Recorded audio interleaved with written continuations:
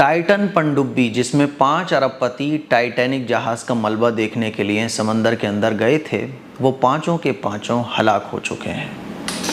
میں سوچ رہا تھا اور آپ بھی سوچئے کہ انسان کی جب موت کا وقت آ جاتا ہے نا، تو اللہ تعالیٰ نے اس کی جہاں پر موت لکھی ہوتی ہے، کیونکہ یہ بالکل طے شدہ بات ہے کہ انسان کو موت وہیں پر آتی ہے جہاں اللہ نے اس کی موت لکھی ہوئی ہے۔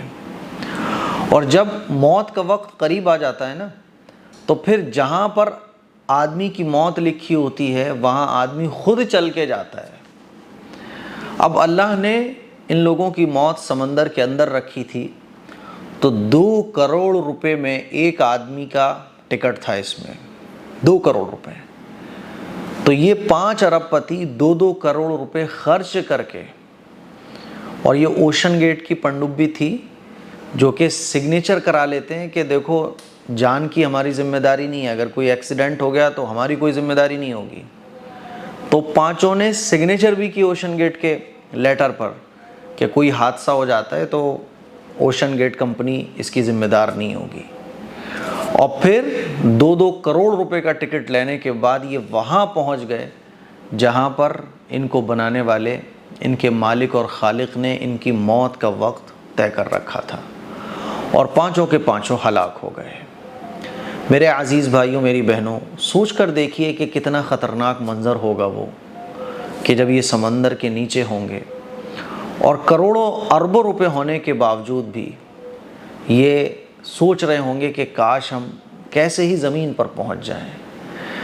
ہماری اس زندگی کا ایک کڑوا سچ یہ ہے کہ ہم سب کو موت آنی ہے، ایک دن ہمیں اس دنیا سے جانا ہے۔ اور جب موت کا وقت قریب آتا ہے تو پھر انسان کے پاس پیسہ ہو وہ بھی کام نہیں آتا۔ جب موت کا وقت قریب آتا ہے تو آدمی اپنی موت کے پاس خود چل کر جاتا ہے۔ اسی لیے اگر آپ کے پاس مال اور دولت ہو تو اس کو اللہ کے راہ میں اچھے کاموں میں خرچ کیجئے۔ اب ایک چیز میرے مائنڈ میں یہ بھی آ رہی تھی کہ ٹائٹینک کا ملبہ دیکھنے کے لیے سمندر کے نیچے جانا، وہ بھی جبکہ جو ماہرین ہیں سمندر کے انہوں نے کہا تھا کہ ٹائٹینک جہاز کا ملبہ دیکھنے جانا یہ بڑا خطرے کا کام ہے، کیونکہ ٹائٹینک جہاز کا ملبہ جو ہے نا وہ ایسا خطرناک طریقے سے پڑا ہوا ہے سمندر میں کہ اگر پنڈبی ایک بار گم ہو گئی اس ملبے کے اندر پھر نکلنے کے چانس نہیں ہے۔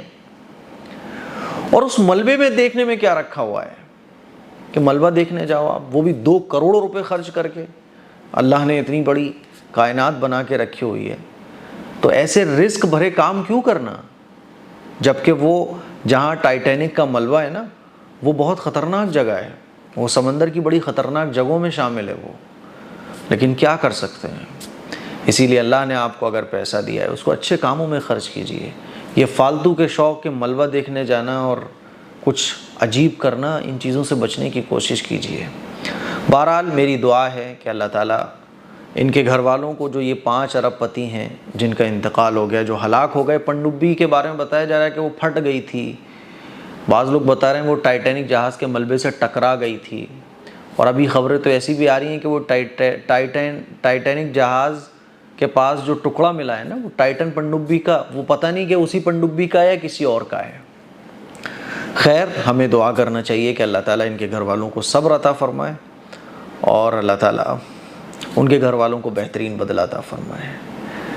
خیر، اللہ سے دعا کیجئے کہ اللہ تعالیٰ ایسی موت سے ہم سب کی حفاظت فرمائے۔